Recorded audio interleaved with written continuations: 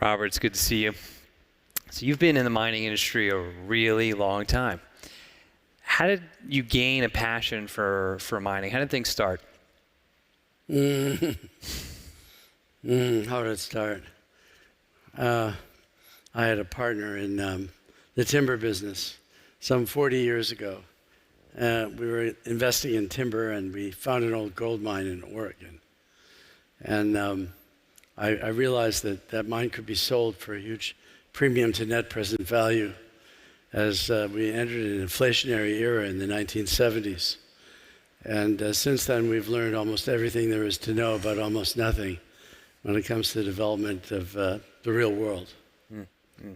So, I mean, right now, the electrification of the global economy seems to be an inevitability with EVs coming online, the semiconductor industry booming. That said, there's a lot of rare earth metals that are required to make that industry work. I'd love to get an understanding from you on where the global supply chain is right now, and can we actually, in fact, electrify the economy in the way we hope? We can probably electrify with massive new technology for geothermal energy and nuclear energy, but we need some form of electrical power that is uninterruptible 24 hours a day. Intermittent power, like solar and wind, you can't get there from here. Yeah. If you have a windmill, let's say you and I are Canadian geese and you're my girlfriend, and we're flying north, all of a sudden, poof, I just see a puff of feathers. They're chewing up birds, including American eagles. Yep. And solar power, the energy density is so low. You can maybe get a certain percentage of your baseload requirement, but since the sun only shines 5 hours a day, it's not really the solution. Yep.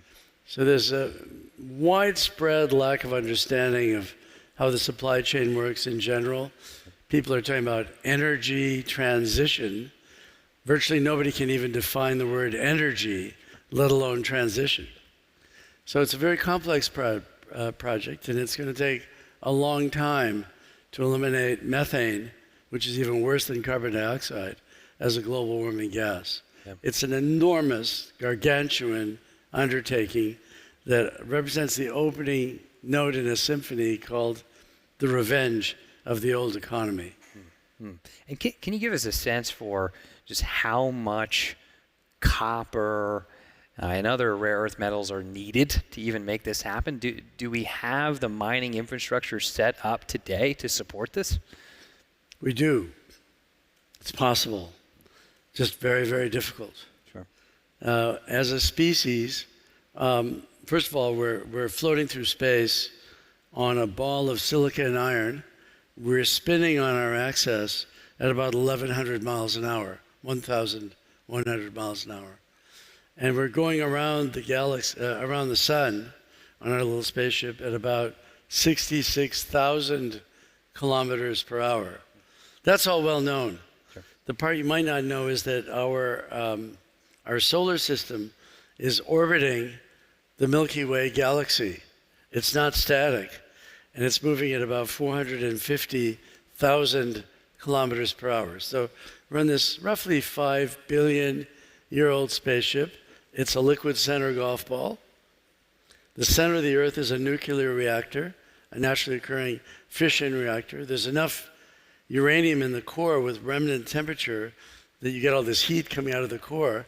If you go to Hawaii, to the Mauna Kea volcano, where does all that molten rock come from? Sure. It comes from the fact that Mother Earth is herself, a nuclear reactor. Mm-hmm. Nice factoid for those of you opposed to nuclear power. It's true. And if we just drill below our feet, there's a lot of heat below us. That's the most logical answer for uninterruptible power available 24 hours a day. Or you can mimic the sun, and you can have nuclear power. Sure. But solar and wind are nice to talk about, but we'd have to pave the United States in solar panels. Okay. And we'd have to chop up all the birds with windmills, and that's really not a satisfactory answer. This winter, the wind failed in Europe, and they're freezing in the dark this winter. We haven't really made a meaningful dent in anthropomorphic global warming so far. Yeah. So we're entering into a brave new world of stuff that a lot of kids in your generation don't understand. The concept of a supply chain is rather mystical. It was built over 10,000 years. As a species, to make these bright lights and to enable the internet to exist and to get this information out digitally to the world, as a species, we've mined and used 700 million metric tons of copper. That's not very much. We're consuming about 23, 24 million tons a year right now. So just to maintain the current economic growth, and you've got 8 or 9 billion people that are going to be on this little ball hurtling through space, 800 million of whom don't even have electricity. We need, we have, in the next 22 to 25 years, without electrification of the world economy, doing it the old way, we need to mine as much copper in the next 22 to 25 years as we did in the last 10,000 years when we mated with our Neanderthal ancestors. I happen to be 1.8% Neanderthal. I don't know about you, but they're quite underrated. So we have a huge amount of work left ahead of us just with copper. Now, if we had behind us the periodic table of the elements, the first Apple I phone had about 30 elements of the periodic table. This is an Apple 12 or 13, about 85 elements in the periodic table. These things come from somewhere, they're mined somehow, and commodity markets have to be digitized with blockchain to follow the genesis of all these raw materials so that they can be priced according to their ESG characteristics. And one of our companies is called ABAX Technologies, has worked with the Singapore government and the Monetary Authority to make blockchain-driven, Ethereum blockchain-driven commodity markets, because it doesn't make any sense to have one price for copper. Right now, you look up the price of copper, you see it. Some copper is very dirty, some copper is very clean, and until we find a financial incentive to have a smarter market where things that are mined more consciously attract a higher price, say for Mercedes-Benz or BMW, we can't get there from here. The financial markets have to be redesigned, the application of capital has to be redesigned, and real things are definitely going to come back in fashion, especially in the technology world, where we're seeing the automakers, the consumer electronics manufacturers experience a lot of pucker factor as they're realizing that the electrification of the world economy is going to result in draconian shortages of certain critical raw materials. And I would, to yes and that point, on the backs of COVID-19, the pandemic and such, a lot of countries, notably China, even Saudi Arabia, the United States, they want their own vertically integrated supply chains. And I'd love to understand what you're seeing there. There seems to be more of an isolationist or nationalistic attitude to fortifying yourself as a country as opposed to the previous paradigm, which was really dependent on globalism. You know, we could start with what the Donald did, but he actually was rather late in the piece. The integrated world economy peaked around 2008, and the first strains came when the Chinese were stressed over some useless islands between China and Japan. The Japanese called them seikoku, and the Chinese called them dayu, which means fish. And they had quite a bit of tension over those islands. And during that tension, the Chinese said to the Japanese, well, we won't sell you our rare earths. Rare earths are not rare, and they're not earths. They're common metals, but they're hard to refine.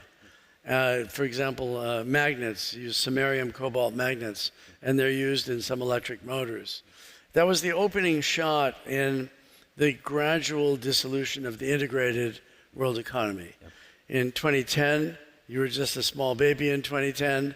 I don't know what you were doing in high school, but everything that you saw when you went to Walmart said made in China, whether it was a microwave oven or a washing machine or a refrigerator. Today, you can't even get anybody to flip hamburgers in the United States for $30 an hour. So if you want to make all that stuff in the United States, it's insanely inflationary. You know, the Donald, you know, he poured gasoline on the fire with these absurd tariffs. And the tariffs actually were not reversed by the Democrats, because the Democrats don't want to appear to be weak on China. But we've since completely broken down the integrated world economy with terrifying inflationary effects. Because China has 1.4 billion people to look after. They're like a big hive of bees. They need the honey for their hive. So they're focused on their supply chain, top to bottom, and they're probably 20 years ahead of the West in looking at the inevitable electrification of the world economy. The Chinese saw long ago that they couldn't compete with the Japanese or the Germans in the internal combustion engine. So they had the jump on the electrification of the automobile. They developed the biggest solar industry, the biggest wind industry, and part of this was not to be exposed to the United States Navy. That's right. Because America has the best nuclear submarines, and America threatens China by its ability to embargo the 5 deep-water seaports that China has. So they did something very intelligent. They put up all that solar and wind and started developing an electric car industry. And since Chinese government officials are much better educated, much more aware of the world than American government officials. Yeah. Don't even get me started about 60% of the members of Congress couldn't find France on a map of the world without the labels. Most members of Congress don't even have a passport in the United States. They're proud of their ignorance of how the rest of the world works. The Chinese went out and secured their entire supply chain. They thought about what they need, and they went to Africa and South America and all over the developing world and put their foot on the critical raw materials for the electrification of the world economy. It's only recently that the United States military is waking up to the fact that a lot of these critical raw materials are not available in the United States. No one rational has tried to mine in the United States for a generation or two because of the banana principle: build absolutely nothing anywhere near anybody. Sure. Or, and so we're waking up now feeling rather vulnerable. And so the Japanese want their own supply chain, the Koreans want their own supply chain, the Europeans want their own supply chain, the Americans want their own supply chain, perhaps for the Australians and the Canadians. And the Russians are disturbing everybody. A missile went into Poland yesterday. What's that all about? And so these black swans are flocking and coming through your living room window. It's not just one black swan, it's fleets of black swans that are arriving. We're in a very unstable situation, meaning we've lost equilibrium in the world economy. That equilibrium peaked in 2008, and recently it's fraying at the edges, and now we're approaching a threat posture like the days when I was 13 years old during the Cuban Missile Crisis. And so if you look at World War II, you look at the years before World War II, the U-boats that the Germans invented were to disrupt the supply chain. If the natural gas pipelines from Norway to Europe or from Algeria to Europe were disturbed, like Nord Stream 1 and 2, the Europeans would freeze in the dark this winter. And smelters that make copper and zinc in Europe are closing because electricity is too expensive in Europe. So there's a great song by Bob Dylan. You guys should all go back and find Subterranean Homesick Blues. Robert Zimmerman, nice little Jewish boy. I think he was from Minnesota. He became Bob Dylan later. In Subterranean Homesick Blues, there's really 2 great lines. After this, you should go see the song. Do it. One line was, "You don't need a weatherman to know the way the wind blows." And the very last line in the song was, "The pump won't work because the vandals took the handle." And what we're seeing now is that the world economy has enormous stresses for certain critical raw materials. It's not just common metals known as rare earths. It's a lot of things. It's silicon chips. When the West goes to the Chinese and says, not only can you not buy our 2 or 4 or 6 or 8 nanometer chips, but you can't buy our machines that make those chips. Well, those are fighting words. You know, that's tough stuff. Yeah. And when the West says you can't buy into our mining companies, which the Canadian government just did a few weeks ago, they listed 31 critical raw materials. It's a principle of physics that every action begets an equal and opposite counter-reaction, and we've lost the equilibrium, the good feeling that when Bill Clinton went to China, everything was cool. Xi Jinping came to the United States, he visited an American family. The tensions that we have now threaten the livelihood of your generation and your kids. Yep. And what it's really not about a shortage of electrons. It's really about critical raw materials or the revenge of the old economy. Well, it seems like I have a lot to look forward to there, Robert. I'd love to move on to batteries, battery technology. Yeah. There's one thing to generate energy, it's another thing to store it. And lithium ions sort of they have this slow but sure linear path and increase in energy density, but it seems like that's running out. And I know you yourself have been investing in exploring new battery technology. Can you tell us a little bit about that? We could spend several hours on batteries because we're in the raw materials business. We have to look forward 5 or 10 years to see what raw materials will be required to enable any particular step change in technology. And batteries have been around for centuries, and we didn't start with lithium ion. You're like a little baby that grew up, was born, and looked out of your baby carriage and saw a 747. 747s weren't always flying in the sky. Sure. It used to be birds. If we just go back another generation, it was nickel metal hydride. Yep. And then it became lithium ion. Very badly named. The most important raw material in a lithium ion battery is not lithium.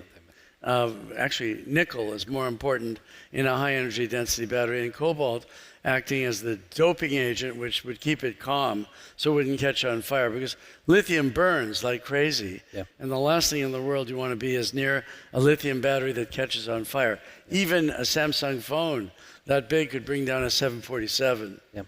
So these batteries at consumer electronics scale are cobaltiferous. They have a lot of cobalt. That cobalt is what keeps the damn thing calm and prevents it from catching on fire. Now, the energy density, what we're trying to do here is we're trying to make batteries that are similar to gasoline. If I had a gallon of gas here between us and I threw a match, I wouldn't have to explain the awesome energy density of batteries. So we're trying to make these batteries more like gasoline, so that you have your kids in the car and the 2 dogs and all your personal computers and your golf clubs. And you're driving along in your car and you smell something that smells like burning metal. You slam on the brakes, grab the kids and the dog, I'm not sure about the wife, and run like hell. Run like hell, because you can't put a lithium-ion battery fire out. Because if you add, this is called dihydrogen monoxide. If we ask the average people, what do you think about dihydrogen monoxide? They probably think we have to ban it, because nobody studies science anymore. But if you put water on a lithium-ion battery factory, you're just adding oxygen, so it burns even hotter. The only way to stop a lithium-ion battery fire would be to put 10 or 20 or 30 meters of sand over that burning car and wait for the sand to deprive the reaction of oxygen. So the firefighters just stand back and they watch that damn thing burn. Now, if a Tesla burns on the edge of a highway, that's okay. But if your wife drove the car into the basement of a school and the school burns down, you lose the brand. Yeah. And so we're seeing that lithium ion, it doesn't make any sense at grid scale storage, which is a big part of the problem. There's no storage in the grid. The electrical grid is like trying to balance a pencil on your palm vertically. There's no storage. And so by adding lithium ion at scale to the grid, that's insane. Yep. Because if you lose a grid scale battery as big as this convention center, you lose the grid. Yep. I got into a debate with a fellow recently about that, who maybe has long lithium-ion batteries, but I can assure you, China's already banned lithium-ion batteries at grid scale because they're engineers and they're not stupid. Another problem with these batteries is they age. As they charge and discharge, If you have lithium on both sides of the battery, you tend to grow dendrites. They look like a stalagmite or a stalactite in a cave. And once that dendrite crosses the barrier between what we used to call the anode and the cathode, you've got a bomb. You literally got a bomb. So we're trying to make these batteries very energy dense, but they have to work in cold weather, they have to work in hot weather, and there's a temperature at which you get thermal runaway. The high energy density batteries that Tesla is using, NCA batteries, they have thermal runaway at a lower temperature than some of the more conservative German chemistries. And so if you park, you always know the story about the lady that left her dog or her kids in the car in Arizona in the parking lot on a sunny day with the wind rolled up. You can cook an egg on a black Tesla in Arizona parked outdoors. And so as these things get very hot and very cold, these batteries age. And so it's not enough to make them energy dense. They have to work in cold weather, hot weather, cheap materials, fireproof, long life, because the very liability of electrifying the car with these batteries is a very difficult thing to do. Good news is, technology is marching on. The story about solid batteries, you know they're talking about solid state? Yep. That is, with the deepest of respect, absolutely false. Electrons move faster through a liquid than through a solid. And we're not trying to achieve a solid battery. We're trying to achieve a safe battery, a battery that charges quickly, has high energy density, is easy to manufacture out of the commonest possible materials. Yeah. Now, the Democratic Republic of Congo has about 78% of the cobalt in the world. And on its best day, OPEC never achieved more than 55% of the world's crude oil. Yep. So you have concentration of these critical raw materials in a series of low-rent countries. And by the time you get there from here, you can see they are, I can assure you, already eating Chinese food. You won't find any McDonald's, but you'll find plenty of Chinese restaurants. And that's because the Chinese are better educated. They produce more engineers and engineering discipline than the rest of the world combined. Yeah. Our American kids have their baseball caps on backwards, and they think a ham sandwich came from a refrigerator. People that live in an urban environment don't understand the supply chain, and now we're getting the revenge of the old economy. Yep. Now, you can see Mr. Biden. There's a little stickers in the U.S. at the gasoline price on the gasoline pump. Yep. It says Joe Biden did this. He was desperate to get the gasoline price down after being the enemy of the American oil and gas industry. He had to go do a fist bump with Mohammed bin Salman. Right. He didn't want to, but begging the Saudis to produce more oil, that produces just as much global warming gas as fracking at home. Yeah. So it's a ludicrous posture, and it displays the fact that a lot of young Democratic Party type people, their intentions are good, but they really have no idea what it's going to take to stop generating global warming gas. If you're buying into the fact that there's anthropomorphic global warming, in other words, we did it. Because the world's been a lot hotter in the past, maybe through solar flares, but let's assume we did it because we can't afford to take a risk. It is getting a lot hotter. Yep. If you want to do something about that, the metals we need to actually achieve that now compete with remilitarization. Yeah. The Germans are building an army. The Dutch want to spend money. The Poles hate it when a missile lands in their country. Russians are killing civilians for no rational reason. Yeah. As the Donald said, we have the best prostitutes, the prettiest girls. They all had the yachts. Life was good. Why bother to offensively attack a civilian population that isn't really threatening your interests? I mean, there would have been a lot of ways to do a deal rather than what he's done in Ukraine. And that has driven up the price of food, that has driven up the price in a lot of societies that are right on the edge, like, say, Egypt or Pakistan or Nigeria. An explosion in the price of food is going to lead to a lot of instability. And if some of those Iranian drones were used against the Kingdom of Saudi Arabia, we'd all be in trouble. And your Bitcoin-related shares would take another leg down. So they're not really a haven. These electrons, you can't eat them, And if atomic weaponry were used on the internet, you wouldn't be able to do anything with your bitcoins. You'd be better off to bury some gold in the backyard. So I'm here to remind you that the old economy, the old way of storing wealth, metals, is ideal. If you store food, boll weevils or fungus can get in that wheat or rice after a couple of years. So you can't leave it to your kids and grandkids. It's contaminated, yeah. At least with metals, they're fungible. Copper has been money in China for 5,000 years. Yeah. Gold has done okay over centuries. And you're basically going to see a revenge of real things. The Chinese central bank has been a huge buyer of precious metals, so have the Russians. They'll probably create their own currency backed by things like metals. And the United States dollar is threatened by cryptocurrencies. But you can just see the emperor has no clothes anywhere you look. And therefore, we're going to, this is the only important meeting at this SALT conference.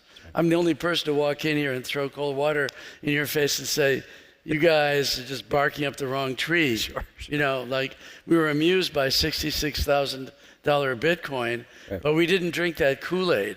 Neither did Warren Buffett, by the way. If you go back to his videos in 2018, sometimes us old guys know a little bit, having lived through several cycles. It's true. It's true. I mean, Robert, I really wish we had more time. This has been a fascinating conversation, and thank you. This is just an opening note, in a long opera, So you're welcome to learn more about mining, metals, disruptive technology involving mining metals. I'm Robert at Ivanhoe.net. We know everything there is to know about almost nothing, and I hope this is well taken by all the people that watch this. Thank you. Ladies and gentlemen, Robert Friedland.